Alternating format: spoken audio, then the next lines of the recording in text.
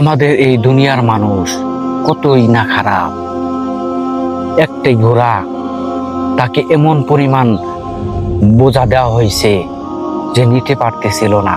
কাদার মধ্যে সে যেতে পারতেছিল না, সে শুয়ে পড়লো, গাড়ির তলে পড়ে গেছে। তলে শুয়ে ছটফট করতেছে। ঘোড়ালা কি করলো, তাকে আঘাত করতেছে উঠার জন্য। একজন মানুষ অথবা বোবা পানি যতটুক বোঝা নিতে পারবে, তার চেয়ে বেশি কি নিজে নিয়ে যেতে পারবে?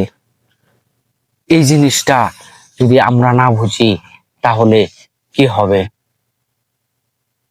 মানুষ এতটা খারাপ হলে এরকম কাজ করতে পারে?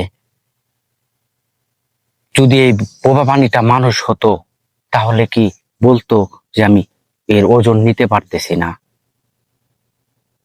যে কাজটা ঘোড়াওয়ালা ভাই করছে আসলে ঠিক হয়নি।